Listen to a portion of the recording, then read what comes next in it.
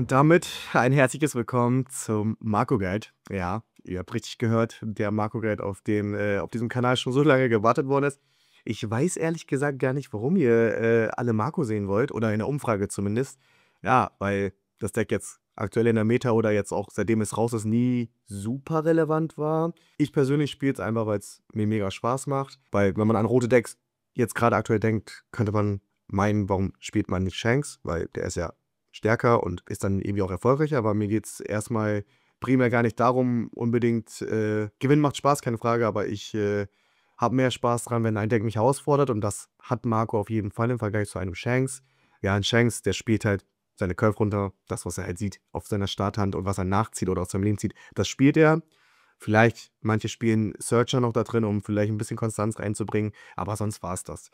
Und das hast du bei Marco halt nicht. Marco, der kann auf beiden Curves spielen. Shanks will ja in der Regel immer Second geben, damit er auf 10 Don sein Bossmonster rausspielt. Das macht Marco ganz anders. Marco kann auf First gehen, er kann aber auch Second gehen. Er spielt auf den Curves, die er hat, je nachdem, ob er First oder Second geht.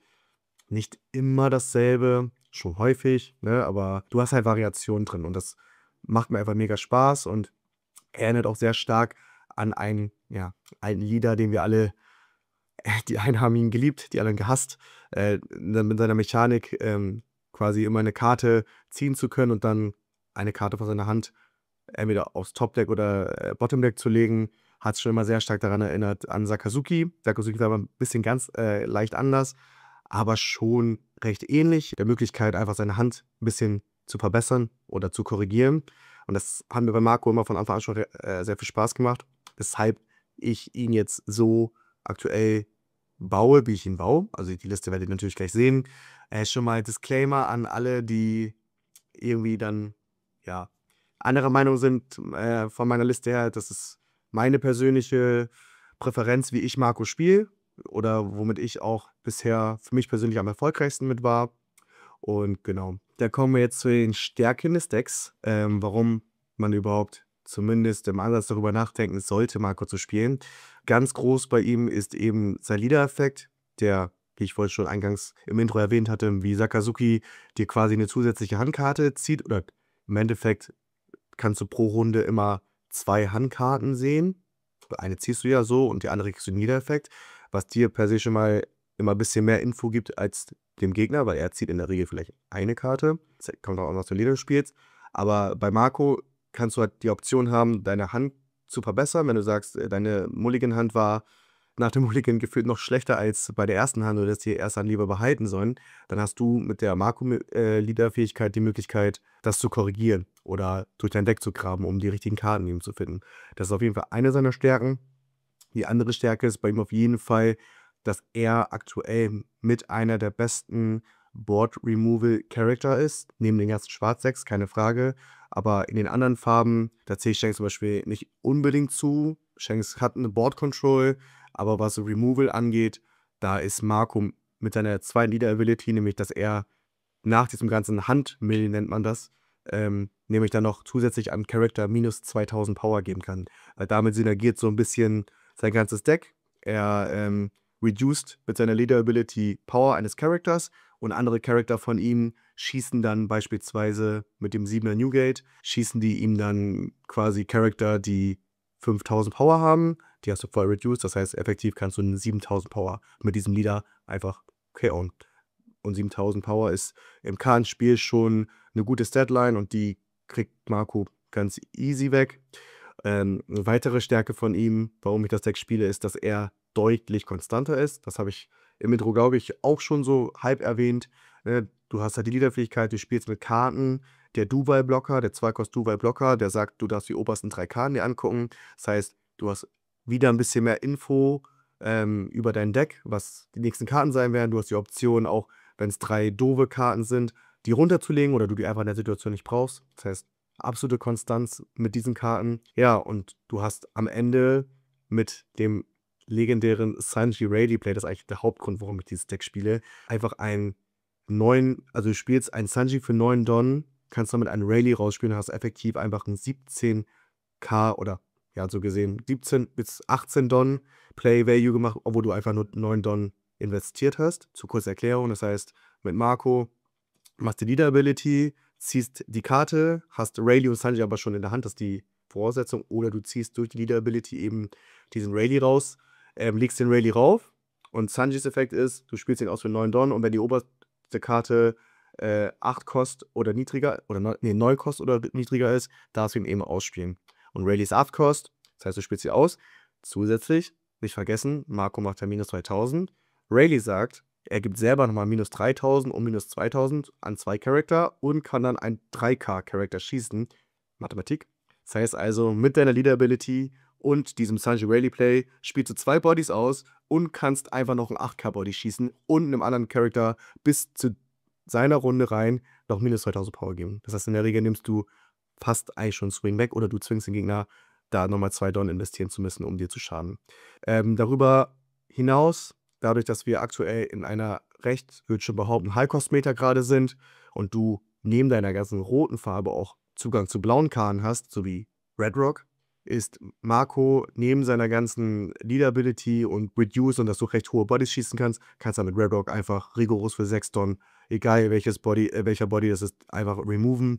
Und das ist einfach ein sehr großer Vorteil aktuell zu anderen Farben, die Blau gerade hat und meiner Meinung nach auch noch verdient hat, weil Blau hat sonst gerade nicht viel. Und deswegen ist gerade für mich, sind das ja einige Stärken, die Marco mitbringt, die vor allem jetzt für die kommende EB-Meter relevant sein werden, relevant sein können. Das sind so ein paar Stärken, die Marco hat, die Kernstärken, warum ich sage, dass Marco auch absolut spielbar gerade ist. Jetzt kommen wir zu den Schwächen des Decks. Ja, wie jedes Deck hat auch Marco ja, essentielle Schwächen. So konstant wie dieses Deck auch ist, kann es leider immer wieder mal vorkommen, ja, dass du entweder zu viel High-End auf deiner Hand hast, obwohl du wahrscheinlich schon so gut versucht hast, deine Hand zu korrigieren, wie es geht, oder halt gar kein High-End hast. Das heißt, dass du bis zu deinem 7-Don-Play immer noch nichts ausspielen kannst und ganz komisch mit den Low-Bodies, die du hast, swingen musst. Ja, das kann halt bei jedem Deck passieren, ist aber eine mögliche Schwäche, die er hat, weil du eben auch ja, von der Aufteilung deines Decks gar nicht darum rumkommst, dass es mal sein kann, dass du nur Bricks hast oder eben auch nur Counter und nicht so viel Late-Game-Karten.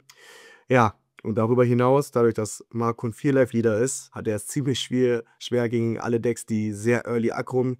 Also ganz vorneweg sind das einmal Zorro-Leader und Bellobetti. Das sind Matchups, wo ich jetzt aktuell wage zu sagen, dass die schon fast, je nachdem, also wenn die ihre perfekte Curve sehen, dass man das nicht gewinnen kann aktuell. Wer eine andere Meinung ist, gerne in die Kommentare damit. Aber meiner Erfahrung nach, und ich habe sehr, sehr viele Spiele mit Marco gemacht, ich spiele Marco seitdem das Starterdeck eigentlich raus ist, also das ST15. Jedes Match, ich glaube gegen Bellobetti habe ich vielleicht einmal in einem relevanten Turnier gewonnen, weil ich auch dagegen getaggt habe. Das gleiche für Zorro auch, aber sonst sind diese Matchups leider sehr schwer. Das heißt, alles, was early dich aggrot und du nicht sofort deine Key-Combo im Early Game hast, das ist einmal der Ivankov into Duval Play. Wenn du das nicht early hast und der Gegner einfach die ganze Zeit dir ins Gesicht gehen kann, dann hast du es einfach als Fehlerflieger generell schwer, weil du ja nicht unendlich Handkarten hast, um die rauszukountern. Genauso viele Blocker spielt das Deck nicht. Ich habe es mal mit mehr Blockern probiert, aber ja, da hast du häufig das Problem, dass du dann andere Karten gerade im Moment eher sehen möchtest, als eben diesen Low-Blocker oder was auch immer. Nee, aber ansonsten könnt ihr mit Marco super viel Spaß haben. Ich würde behaupten, er hat mehr Vorteile als Nachteile. Wie gesagt, er kriegt jetzt für die Leute, die unseren Podcast hören, der kriegt ja jetzt auch noch Support. Leider ein bisschen spät, aber er kriegt Support und ich glaube, das wird nochmal eine ganz andere Dynamik in das Deck bringen. Vielleicht auch ein paar Schwächen ausmerzen, die ich gerade genannt habe. Das wird die Zukunft zeigen. Genau, aber sonst würde ich behaupten, sind die Schwächen, die Marco hat, alle noch sehr überschaubar und nicht tiefgreifend essentiell, dass man ihn nicht spielen kann. Ja, was ist jetzt dann eigentlich so der Gameplan mit Marco? Ich habe ja schon eingangs am Anfang erwähnt, dass er ja ein absolutes Board-Control oder Board-Removal-Monster ist. Und genau das ist eigentlich auch das generelle Ziel dieses Decks. Also du willst über den Zeitraum des Spiels so viel Kontrolle über das gesamte Board, also dein eigenes sowie auch das vom Gegner kontrollieren, so gut wie es geht. Deswegen spricht man hier auf einem klassischen Board-Control-Deck. Erklärt sich mir selbst. Genau, du hast halt viele Tools dafür. Das heißt, vom Gameplan her ist das so, ich habe es ja auch im Intro gesagt, du kannst entweder First oder Second gehen. Wenn du es dir aussuchen darfst, würde ich persönlich lieber Second gehen, weil du dann immer dieses eine Don über hast, um deine Leader-Ability zu machen. Das heißt, im optimalen Curve-Play spielst du auf deinen ersten Turn, wo du eine Karte ziehst, das heißt 2 Don, kannst du, wenn du willst, schon einen Duval spielen. Du kannst aber auch nur deine Lead-Ability machen, hast halt einen Don offen, fühlt sich komisch an, aber ist dann halt so. Oder du hast halt noch einen Searcher-ISO, ich spiele 3 von denen. Genau, das ist so ein klassisches 2-Don-Play. Und dann geht es halt auf 4 hoch. Und da kannst du dann anfangen mit den ersten Combo-Plays, die du machst, weil in der Regel willst du dann den Ivankov into Duval Play machen. Das habe ich ja vorhin irgendwann erwähnt. Genau, das wird dann so aussehen, dass du auf 4 Don einen Don an der Leader machst Leader Ability, ziehst eine fremde Karte, dann tust du den Duval nach oben. Kannst dann erstmal mit dem Marco Leader Swing, ganz wichtig, bevor ihr was ausspielt, erstmal ins Leben swing, falls er einen Trigger hat, weil sonst ist einer eurer Bodies weg. Das wollt ihr nicht. Genau, und dann, je nachdem, was er mit dem Angriff gemacht hat, spielst du den Ivankov aus, er spielt den Duval aus, das heißt, du hast schon mal 2 Bodies, das heißt, du hast für 4 Don hast du einen effektiven 6-Don-Play gemacht. Genau, dann kannst du mit Duval nämlich, weil der hat einen On-Play-Effekt, kannst du dir nochmal die obersten 3 Karten angucken. Das heißt, du weißt schon mal für dein 6-Don, 8-Don und gegebenenfalls 10-Don-Play schon eigentlich, was für Karten du ziehst. Oder du kannst die Option, die halt runterzulegen, wenn die halt alle brauchst, legst die halt runter und dann hast du nochmal die Möglichkeit, tiefer ins Deck zu graben. Genau, und dann, wenn du auf 6 Don hochgehst, gibt es eigentlich nur wenige Optionen aktuell. Ich spiele da gerne den roten Ace und je nachdem, gegen was für eine Farbe du spielst, swinge ich auch mit ihm rein, weil er kriegt Rush, dadurch, dass Marco eben ein Whitebeard-Leader ist. Deswegen hat er diese Rush-Ability, die hat er sonst nicht. Zum Beispiel, wenn Shankston spielen würde, ist leider Rush nicht drin. Genau, und dann kannst du halt zweimal für 6 swingen, hast die Leader-Ability gemacht und dann eigentlich ab 8 Don, also 7 Don, fängt auch wirklich das Spiel von dem Marco an. Weil wenn du dann den Zugang zu deinem High-End hast, das wird in der Regel entweder der 7er Newgate sein aus dem Starterdeck, der 8-Cost Rayleigh, ich spiele noch Ben Beckman, weil Ben Beckman trasht und zusammen mit der Marco-Ability schießt er trasht der 8K-Body. Oder du spielst den 7-Cost Rush Ace, der 2 Bodies minus 3000 gibt. Je nachdem, situativ, kannst du dann halt gucken, welche Charakter du jetzt rausspielst. Ich habe Dragon vergessen. Dragon ist da auch noch natürlich mit drin. Den spiele ich ja als kleine Tech, um vielleicht, je nachdem, wie das Spiel gerade verläuft, nochmal aggressiver reinzugehen. Ja, und dann, wenn du auf 10 Don bist, kommt der legendäre Play, den ich eingangs erwähnt hatte. Warum eine der großen Stärken von Marco, der Sanji into Rayleigh Play oder Sanji into welchen Highbody du eben dann auch hast. Allgemein vom Gameplan her ist es so, du willst so gut es geht das Game künstlich nach hinten ziehen. Was meine ich damit? Durch diese ganzen Ivankov, Duval, Marco-Plays, also dein Board ein bisschen voll machen, nicht zu früh auf zu niedrig Leben runtergehen. Also das heißt, im Optimalfall willst du auf 8 Don, willst du eigentlich auf 2 Leben sein, im Optimalfall auf 3 Leben. Deswegen spielst du halt eben diesen Duval-Blocker, um schon mal Swings auch wegzunehmen. Wenn du noch einen rausspielen kannst, umso besser. Ne? Aber in der Regel willst du halt so sein, dass wenn du deine große Kombo spielst, nicht selber gerade in Gefahr bist, dann den Turn darauf schon das Spiel zu verlieren. Deswegen ist es mit Marco ganz wichtig, dass ihr eine gesunde Hand habt zum Rauscountern und das auch so bleibt und ihr auch fürs Late Game gut aufgestellt seid, dass ihr selbst nicht in Gefahr seid, schon gefinisht zu werden. Weil das Problem haben viele Leader, die haben sehr starke Effekte, aber sie haben Probleme gegen Aggro und da gehört Marco leider dazu. Und ein guter Spieler weiß das natürlich. Und deswegen versuchst du eigentlich, so gut es geht, ja, das Spiel mit deinen Karten nach hinten zu ziehen, damit du auf 7 oder 8 Don beginnst, dein Spiel zu spielen und nach das Board des Gegners zu kontrollieren. Das ist so das ganze Ziel. Und wenn du das geschafft hast, dann wirst du merken, okay, sein Board ist leer, ich habe mein Leader Swing und noch 4 Big Bodies auf 2 Leben beim Gegner. Meistens gibt er dir dann die Hand. Genau, und da willst du hinkommen. Das das funktioniert je nach Deck mal weniger, mal besser, wie ein Kartenspiel eben sein sollte. Aber wenn du Marco wirklich verinnerlicht hast und auch weißt, welche Hände du behältst, darauf werde ich bestimmt später nochmal eingehen, wie so eine klassische Starthand bei ihm aussieht, dann gibt es eigentlich keine Grenzen mit diesem Deck. So, da kommen wir nochmal kurz zum Deck-Core. Ich habe die ganzen Namen, der Core des Decks sind eigentlich schon alle erwähnt. Das sind zum einen Duval Ivankov, die habe ich ja gerade beim Gameplan schon erwähnt, der 5er Ace, der 7er Newgate und Sanji Rayleigh. Das sind die wichtigsten Karten, die ihr im Laufe des Spiels auf jeden Fall mindestens einmal gesehen haben wollt. Wie gesagt, ihr habt ja immer die Option, wenn ihr zu viele von denen habt, auch eine runterzulegen und eine andere Karte zu ziehen. In dem Fall wollt ihr wahrscheinlich einen Counter ziehen. Aber genau, das sind die Karten, die den Kern des Decks aktuell bilden. Einfach weil du eben mit diesem Ivankov Dual Play einen Blocker generierst, der dir Infos gibt und der Ivankov dir auch noch Handkarten zieht, weil du mit einem Fehler wieder sehr oft in die Situation kommen wirst, dass du countern musst, also Handkarten verlierst und der Ivankov wird dafür sorgen, dass du bis zum Late Game, wenn er den nicht removed bekommt, ja, auf einem gesunden Level zu sein, was deine Handkarten betrifft. Genau, und im Midgame hast du mit Marco aktuell nicht so viel Varianz drin. Du könntest nochmal einen Ivankov into Dual Play machen, wenn du es hast. Oder du spielst eben diesen 5er roten Ace. Vor allem im schwarzen Matchup ist diese Karte essentiell. Gegen Blackbeard ist diese Karte Game-Winning, weil er die nicht so leicht wegkriegt, außer mit Black Hole. Und generell gegen jedes schwarze Matchup. Also aktuell kann kein Deck so super gut gerade zweimal schießen. In der Regel nur einmal und Ace ja, überlebt das halt, egal wie er removed wird. Deswegen eine super wichtige Karte im Midgame.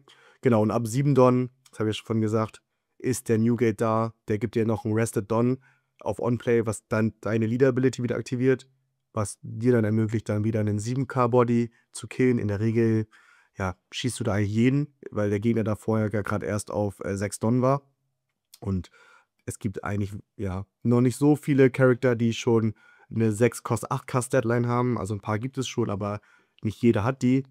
Deswegen, ja, eine super Möglichkeit, da schon das Board an dich zu reißen. Das ist ja, wie gesagt, dein Gameplan.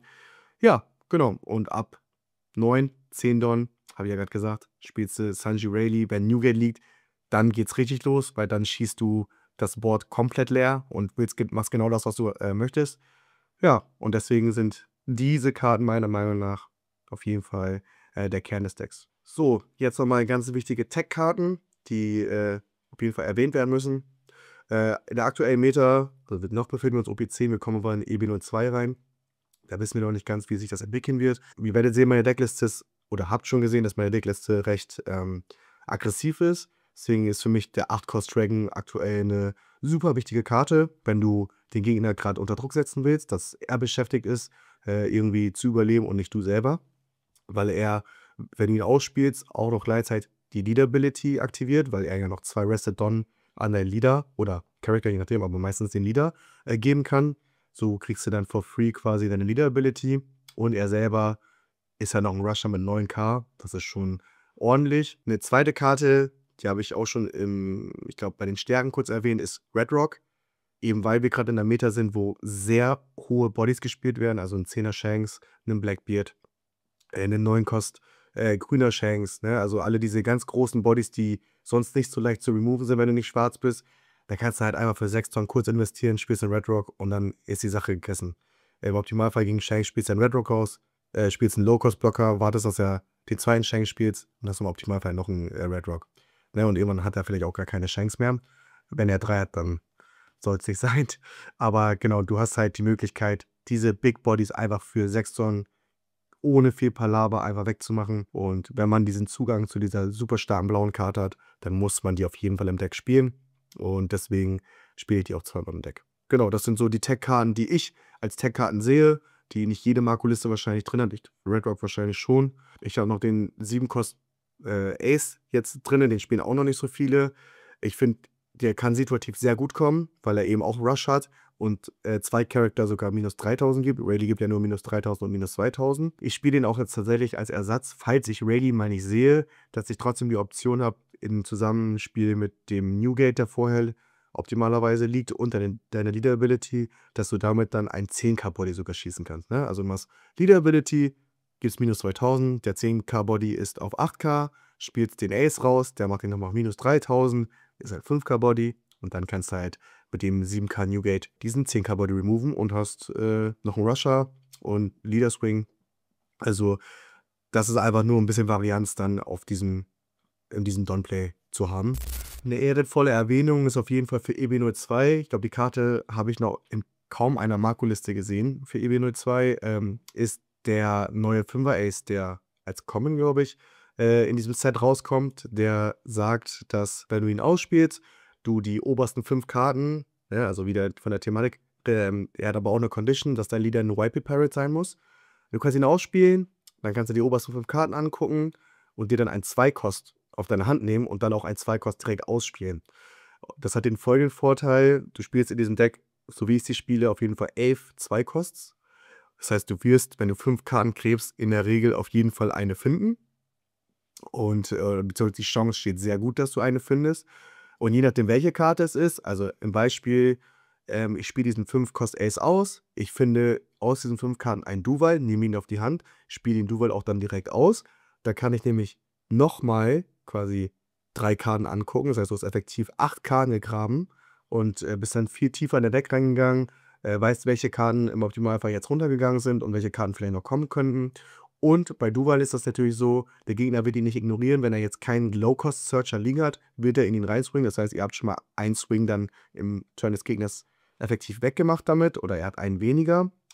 Du hast aber die Option, dann natürlich auch eine Pudding zu finden. Die ist in dem Play manchmal sogar noch besser, weil die spielst du Reset aus und die hat den Effekt, dass du sie einfach dann auf die Hand nehmen kannst. Das heißt, du hast mit dem Play keine Handkarte minus gemacht und im Gegenteil, du hast dann sogar noch einen 2K dazu bekommen und hast einen 5K Body. Hast auch die Option, das zu machen. Du spielst Monet, die wird aber in der Regel wahrscheinlich dann, dient dann eher als Pseudoblocker, nennen wir das dann immer.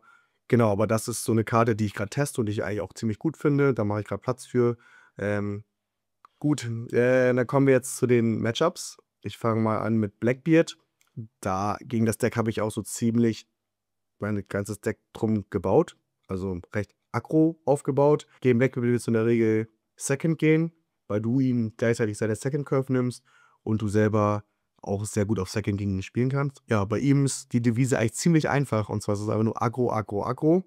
Was heißt das für dich? Auf 2 Don, habe ich schon erklärt, kannst du einmal den Duval spielen oder deine Leader Ability.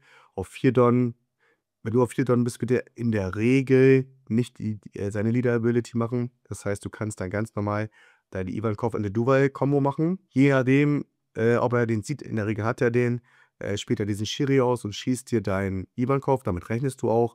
Du hast aber noch einen Blocker liegen, den lässt du auch erstmal da, weil der kann später ziemlich wichtig werden, weil du nämlich dann auf 6 Don anfängst, deinen ersten roten Ace zu spielen, auf den Hard mulliganst du auch und du hoffst auch, dass du in dem Game mindestens 2, wenn du 3 hast, gewinnst du es automatisch, meiner Meinung nach, zu sehen, weil, das habe ich ja schon im Video erwähnt, er hat super Schwierigkeiten oder er muss sehr viel dafür investieren, diese Aces wegzukriegen. Das heißt, in der Regel macht er einen Stronger, gibt dir -2, glaube ich, und dann spielt er Black Hole. Macht er meistens nicht mehr viel danach und hat dann sehr viel investiert. So, und dann spielst du halt in dem 8-Don-Turn dann einfach nochmal ein Ace, swingst ein bisschen größer mit den beiden, also mit deinem Leader und deinem Ace, und er kann nicht in ihn reinswingen, weil der Duval halt da noch liegt. Beziehungsweise, ja, er verliert dann halt einen Swing. Genau, das machst du so lange weiter. Ja, du kannst auch Dragon, wenn du ihn in der Hand hast. Du willst eigentlich in dem Matchup nur deine Rusher sehen. Du willst ihm ins Gesicht gehen, weil aktuell spiele ich noch den Gold Roger im Deck. Der wird aber für Ebene 2 wahrscheinlich rauswandern. Den habe ich jetzt noch. Du hast aber auch eben die Option, wenn er dann irgendwann mal zu den 10 Don kommt, weil du erreichst die 10 Don ja vor ihm. Wenn er den hat, so war es bei mir zumindest immer, wenn ich Game Blackbeard gespielt habe, ich habe mir dieses Red Rock ersucht, ne, wie so gut es ging, es in der Hand gehalten und wenn er dann seinen ersten Teach spielt, wahrscheinlich wird er dir einen Swing dann ja wegnehmen mit dem Ace. Ja, spielst du halt einfach Red Rock raus und swingst dann meistens für 9K in sein Gesicht. Im Optimalfall ist er da auf 1 Leben oder vielleicht sogar schon auf 0 Leben, wenn er nichts rauskontern konnte. Dann hat er sowieso verloren. Weil das Problem wird dann nämlich sein, wenn er auf 0 Leben ist, hat er eh immer die Angst. Also dann ist das Problem folgendermaßen, er spielt einen 10er Teach und sobald du noch einen Rusher hast, das heißt, du noch mehr Swings hast, dann ist eh durch. Was ich gerne auch mache, ist einfach ihm -2000 zu geben, für 15 rein zu swingen. Dann muss er halt meistens mit dem Teach blocken und verliert den nächsten Teach und das machst du einfach so weiter. Und in der Regel hast du ihn dann. Das ist so der Gameplan. Wenn du es nicht schaffst, wird es schwierig gegen ihn, weil er irgendwann dir halt ja, den ersten Burgess gibt, den zweiten Burgess, die kriegst du meistens nicht weg. Ich würde dafür auch keine Red Rocks verwenden. Und wenn dann mindestens 2 da liegen und er dir dann zwar mit 11K oder 3 11K Swings gibt, ja, dann machst du halt auch irgendwann nicht mehr viel. Deswegen die Devise gegen Blackbeard: Aggro, Aggro, Aggro. So, da kommen wir jetzt zum nächsten Meta-Deck. Shanks. Viele hassen ihn, wenige lieben ihn. Ich gehöre eher zu den Hassenden. Ja, gegen ihn Es ist leider nicht so ein ganz einfaches Matchup. Also, es ist eher davon abhängig, was er nicht sieht, als das, was du siehst. Trotzdem, im Optimalfall gehst du gegen ihn Second, weil du ihm, die 10-Cost-Curve nehmen willst. Das habe ich ja am Anfang, glaube ich, schon des Öfteren gesagt. Du selber willst die Dual-Blocker finden. Ganz viele, so gut es geht. Also, im besten Fall 3 Stück oder so. Warum? Die sind am Ende gegen diesen 10-Cost Rusher Shanks, den er halt irgendwann haben wird, essentiell, einfach damit du dein Leben beschützt oder dein Board, je nachdem, was da liegt. Ja, und da ist halt das Play auch versuchen, so gut es geht, sein Board klein zu halten. Ja, und dann Sanji into Ready Play, Sanji into Ready Play. Ja, das heißt, du baust Board, beschützt dein Leben, dann sollte der Abtausch so sein, dass er in dich reinspringen muss und du dann aber im Folgeturn diesen 10-Cost-Shanks so gut es geht removen kannst. Entweder reduce du und swingst ganz groß mit deinem Sanji rein oder du hast einen Red Rock in Hand, das wäre das Optimum. Genau, und dann nach und nach wirst du ihn starben. Aber wie gesagt, dieses Matchup ist leider, ja, ich würde behaupten, 40-60 für Shanks. Das heißt, liegt, oder vielleicht sogar noch höher für Shanks, weil es einfach daran liegt, dass er dich irgendwann overwhelmt mit seinen Big Bodies und du selber ja auch nicht das schnellste Deck bist, um ihn unter Druck zu setzen. Dementsprechend, ja, musst du versuchen, so gut es geht, dann ein Board zu bauen, wenn er sein 10-Cost-Shanks gespielt hat. Das kriegst du am besten hin, wenn du Dual-Blocker hast, um diesen großen Swing einfach zu blocken. Ja, aber sonst, habe ich vorhin gesagt, geht es nur darum, sieht er seine Curve, sieht er sie nicht, sieht er sein Top-End, sieht er sie nicht. Und wenn er sie nicht sieht, dann hast du mit Marco eine Chance, das zu gewinnen. Aber sei nicht traurig, wenn das nicht so gut klappt. Aber wir werden sehen, wie Shanks sich jetzt in der nächsten Meter macht, wie Marco sich in der nächsten Meter macht. Ja, so viel dazu. Dann kommen wir zum dritten Meta-Deck aktuell. Und das ist, ja, gar nicht so ein Hassdeck von mir, aber ein ziemlich langweiliges Deck, und zwar Pluffy. Mein kongenialer Partner Alperen hat ja recht lange diesen super schwierigen und super, ja, super herausfordernden Leader gespielt.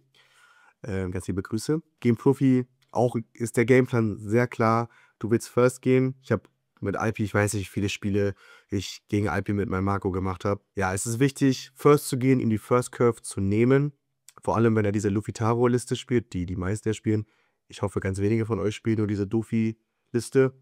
Genau, du willst ihn First nehmen und dann willst du eigentlich auf 7 Don dein Newgate schon auf Curve spielen, um ihn seinen Zorro-Juro, den er wahrscheinlich da liegen hat, zu schießen, oder Sangoro, noch besser. Genau, und dann willst du eigentlich versuchen, dein Newgate zu schützen, weil er nämlich im Folgeturn sehr wichtig sein wird, um diese Luffy-Taro into was auch immer Chain zu brechen, weil du dann in der Lage sein wirst, 2 Bodies von ihm zu removen. Das heißt, du spielst dann im Folgeturn auf 9 Don wahrscheinlich eine Rayleigh aus, hast ja vorher reduced und ja, genau, bist dann in der Lage, mit deiner Leader-Ability den Luffy-Taro zu schießen und durch den Reduce von dem Rayleigh kannst du mit Newgate dann nochmal einen 6K-Body oder vielleicht sogar einen 7K-Body, wenn du möchtest, schießen. Genau. Deswegen ist das sehr essentiell, dass dieser Newgate liegt. Und wenn du es dann nochmal schaffst, eine Rayleigh zu drücken, das ein IP sporten, dann hat Pluffy meistens keine Chance, weil du ja mit Rayleigh ihn auch verlangsamst. Ne? Und genau, das ist dann so die Möglichkeit, gegen Pluffy zu gewinnen. Ansonsten ist es auch sehr davon abhängig, was dieses Deck sieht. Und nicht so ganz viel davon abhängig, ob du deine guten Sachen siehst, meiner Meinung nach, weil den Luffy-Taro into Luffy-Taro-Play überleben die wenigsten Decks. Vor allem, weil er es so früh macht. Genau, Marco hat eine kleine Chance dagegen. Aber ja, das ist es eigentlich zu Pluffy. Ja, auch wieder ein Deck, was manche lieben, manche hassen. Er ist schon ewig da. Er hat letztens wieder ein Regional gewonnen. Die Rede ist natürlich von Lucci, dem Black Lucci, der ja vermeintlich eigentlich schwächer sein sollte. Ja, hat trotzdem ein Regional jetzt letztens gewonnen. Ja, der Gameplan von Marco ist hier eigentlich auch recht klar. Du willst ihn die First Curve nehmen. Ja, machst dann eigentlich ab 3 Don nur Curve-Gespiele. Das heißt, ab 3 Don spielst du in Ivankov und hoffst, dass du was triffst. Manchmal triffst du was, manchmal halt nicht. Weil, ja, entweder schafft er es dann halt auf 4 Don ihn zu removen, kriegt er in der Regel gut hin, vielleicht aber auch nicht. Wenn nicht, dann umso besser, weil du dann auf 5 Don schon direkt den ersten roten Ace spielen wirst. Ganz wichtig an dieser Stelle, swingt nicht mit dem Ace rein, weil er dann sonst groß in ihn reinswingen kann, was die meisten auch machen werden, weil die schaffen, ihn dann nicht wegzubekommen. Weil erst ab 7 Don, wenn du den Newgate hast, irgendwas von ihm schießen konntest, kannst du mit ihm reinswingen, weil dann hat er nämlich 2 Targets, auf die er raufgehen muss. Und in der Regel muss er sich immer auf den Newgate konzentrieren, weil er sonst in der nächsten Runde wieder was schießen kann. Und dann bleibt dieser Ace eigentlich immer Sting. Ne? Und dann habt ihr immer gegen Lucci einen zweiten Swing, der dem Lucci irgendwann richtig auf den Sack geht. Ganz liebe Grüße an Parker. Und genau, dann könnt ihr variieren auf 9 Don, ob ihr dann Rayleigh rausspielt, ihm sein Board wegfegt und weiter reinswingt. Ganz wichtig, einfach immer die Swings weitermachen, ihn dazu zwingen, Handkarten zu schmeißen, so leicht zu aggroen. Also Control ist es hier nicht, weil irgendwann kommt dieser Lucci damit zurück. Das heißt, bei euch tickt schon die Zeit, weil je voller sein Trash ist, desto mehr hat er Optionen mit der Rebecca Plays, ja, euch auf die Nerven zu gehen. Deswegen ganz wichtig, immer schön dann ab da rein, ab 5 Don nicht, ne? Merken, 5 Don nicht reinswingen, aber ab 7 Don könnt ihr richtig Spaß haben und ihm einfach richtig unter Druck setzen. Ja, also aktuell muss ich auch sagen, ist das Lucci-Matchup mit Marco deutlich einfacher geworden. Man verliert es natürlich, bevor hier ein wütender Yohi was in die Kommentare schreibt. Man verliert das auch hin und wieder, aber es ist im Vergleich zu früher deutlich einfacher, eben weil er viel mehr investieren muss, um deine ganzen Big Bodies zu killen. Und wenn du es dann einmal schaffst, einen Sanji into Rayleigh Play zu machen, wird es super schwer für ihn beide zu removen. Und deswegen, genau, das ist so der Plan gegen Lucci. Okay, und jetzt kommen wir zum nächsten Leader, der auch mal ein Metamonster war, eigentlich immer noch ist, weil auch dieses Deck vom Bann betroffen war, aber ja, trotzdem jetzt ein größeres Regional geholt hat in Paris, bei einem Wunderkind namens Gaston. Für die Leute, die jetzt wissen, welches Deck es ist, das Blue Dofi hat ja eine sehr lange Zeit hier bei uns gut dominiert, deswegen wurde es dann meiner Meinung nach auch verdient vom Bann getroffen. Dadurch, dass das Deck jetzt den Jinbei nicht mehr hat, hat es dann doch deutlich an Tempo einbüßen müssen. Vorher war das Matchup gegen Marco sehr favorable für Dofi, wenn er seine perfekte Curve gesehen hat. Damals wusste ich auch, also ich bin first gegangen gegen ihn, aber seine 6-Ton-Curve war mit Jinbei, ich glaube, einer der schwierigsten Curves oder einer der krassesten Plays auf 6 Don, die ich zu dem Zeitpunkt überhaupt gesehen habe. Die ist jetzt so nicht mehr möglich ohne Jinbei. Deswegen ist die Curve gegen Dofi tatsächlich ein bisschen egal. Gameplan ist trotzdem derselbe. Du willst auf jeden Fall Board clearen, so gut es geht, ihn starven, dass er wenig Handkarten hat, bevor du in das erste Leben gehst. Ja, also eigentlich willst du ihn so auf 4 Leben halten, erstmal bevor du dann mit deinen großen Bodies reingehst. Dadurch, dass er nicht mehr Jinbei hat und das Board nicht mehr so einfach voll spammen kann wie vorher und du ihm in der Regel alles wegmachst mit deinem Newgate, ja, ist es halt recht einfach, das Board zu kontrollieren. Ja, Pascal durfte da auch schon öfter mal Erfahrung jetzt gegen sammeln mit dem neuen, gebannten, schwächeren Dofi, nennt es wie ihr es wollt. Aber ich habe selber das Gefühl mit Marco, dass es doch deutlich einfacher geworden ist, gegen dieses Matchup zu gewinnen als vorher.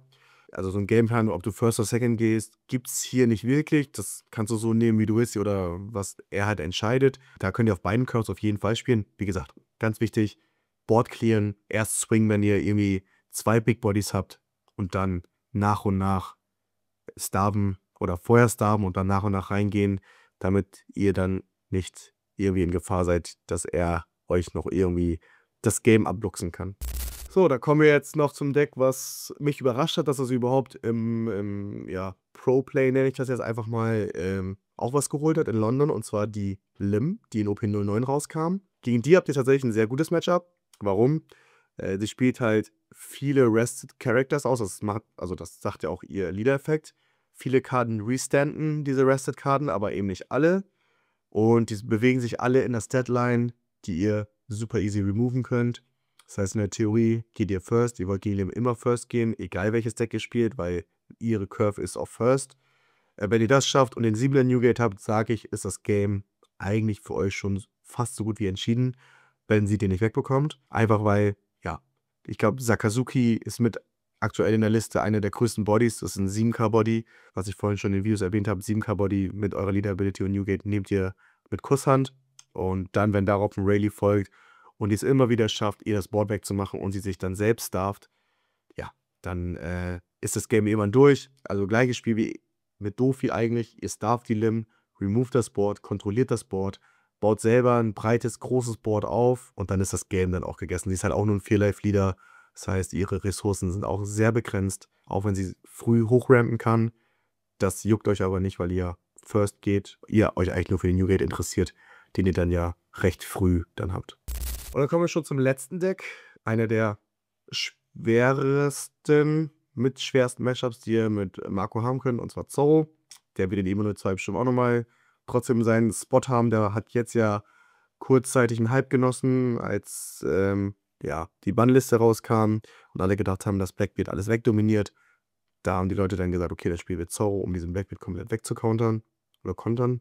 Das Deck ist für euch leider auch ein Gift, genauso wie es eigentlich Gift ist für Blackbeard, was ich schon auch am Anfang erwähnt hatte. Zorro rusht euch zu Tode, spammt das Board voll, bis ihr removen könnt. Jetzt auch mit dem Starterdeck, diesen 5er Luffy, den er jetzt bekommen hat. Eine super starke Synergie mit diesen beiden, also mit dem Leader und dieser 5er-Karte. Ja, und da habt ihr eben einfach nicht genug Handkarten, um diese ganzen kleinen Swings, die er macht, rauszukountern. Und bis ihr dann euren ersten Newgate gespielt habt, seid ihr schon fast tot. Und also wenn er seine perfekte Curve sieht, das heißt, dass ihr sehr davon abhängig seid, dass er seine Pieces nicht sieht, was bei Zorro erstmal ziemlich schwierig ist. Also gewinnt ihr das Matchup eigentlich nur, wenn er seine Sache nicht sieht und zusätzlich ihr eure perfekte Curve sieht. Ist halt so, es gibt Decks, da kann man nicht so gut gewinnen. Zorro ist genau dieses Deck für Marco. Und ja, wenn ihr einen Zorro trefft als Marco, dann wünsche ich euch ganz viel Glück. Aber ja, das werdet ihr brauchen.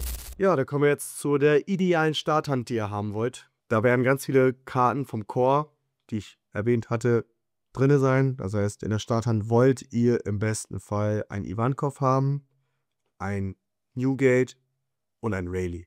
Das sind die 3 Karten, die ihr haben wollt. Und die anderen beiden Karten sind 2Ks, 1Ks. Also auf jeden Fall ein 2K und auf jeden Fall 1K. Das wäre eine Traumhand. Der 1K kann gerne ein Atmos sein, der vor allem gegen Shanks, habe ich vergessen zu erwähnen, eine super gute Karte sein kann, um ihm Tempo wegzunehmen, weil er Bounce eine 4 kostet. Meistens spielt Shanks halt entweder eine Nami jetzt aus oder eine Lucky Roo. Können die beide zurück auf die Hand geben. Wenn ihr 2 Whitebeard Pirates auf der Hand habt, das muss man bedenken, aber meine Liste spielt einige Whitebeard Pirates, deswegen schafft man das auch eigentlich in der Regel. Genau, und das ist so die Starthand, die ihr haben wollt und mit der arbeitet ihr. Da zieht ihr ja eure erste Karte und dann variiert ihr so ein bisschen mit eurer Leader-Ability. Versucht, so oft es geht, diese Leader-Ability zu benutzen. Legt auch gerne mal ein paar Karten runter, damit ihr euch durchs Deck grabt. Das ist ganz wichtig, damit ihr auch immer wieder neue Karten seht, also mehr Informationen habt als der Gegner. Also auf jeden Fall eure Leader-Ability ausnutzt. Und dann, wenn es darum geht, einen Sanji-Play vorzubereiten, dann könnt ihr gerne Karten hochlegen. Genau. Und dass ihr immer so auf so gesunden State bleibt, also ein Big Body, vielleicht 2 Big Bodies, einen Mid Body und Counter. Das ist so das, was ihr haben wollt. Und damit arbeitet ihr. Ja, kommen wir dann schon zum Fazit dieses Decks oder dieser Deckvorstellung. Also, ich habe es ja im Intro schon erwähnt, dieses Deck macht mega Spaß. Es ist wirklich, fühlt sich super rewarding an, wenn ihr es schafft, perfekt zu reducen und dem Gegner wirklich das ganze Board, was er sich mühsam aufgebaut hat, einfach wieder wegzumachen. Also eigentlich wie schwarz. Habt aber auch den Aggro-Aspekt, weil ihr Rusher spielt, also von dem Roten. Und ja, diese ganze Varianz mit Marco macht das Deck einfach mega spaßig. Man muss dazu aber einfach sagen, ich glaube, es gibt wenige Decks, die so hart bestraft werden, wenn ihr auch nur den kleinsten Fehler macht. Das kann von bis zu, dass ihr die Leader-Ability falsch macht. Und was ich mit falsch meine, ist, dass ihr im Kopf gerade denkt, oh shit, ich will die Karte gar nicht haben, ich lege sie runter. Und vergesst dann aber, ach, ich muss ja gerade eine Karte hochlegen, damit ich meinen Play darauf machen kann. Ja, solche Sachen, ne? Also die werden dann ganz hart bestraft und ihr nehmt euch teilweise damit dann, ja, klingt jetzt vielleicht übertrieben, aber ist es nicht, nehmt ihr euch damit fast das ganze Game, weil ihr dann, ja, eure perfekte Curve vielleicht nicht spielen könnt. Aber wie gesagt, das Deck, wenn ihr es drauf habt und ihr wirklich Spaß an Consistency in Anführungszeichen, aber zumindest irgendwie was dafür tun zu können, daran Spaß habt und nicht zu stumpfe Lieder spielen wollt, die ein bisschen variieren können, dann Leute, dann ist Marco euer Pick. Und natürlich, wenn es euch darum geht, nicht immer nur stumpf Meta zu spielen, stumpf S-Tier-Decks zu spielen. Ja, weil ihr der Meinung seid, alles andere. Also, das soll jetzt das euch nicht verbieten oder schmälern, ne? Aber ihr könnt auch Spaß haben und auch Erfolge erzielen mit Rogue-Decks. Und dazu zählt Marco aktuell noch.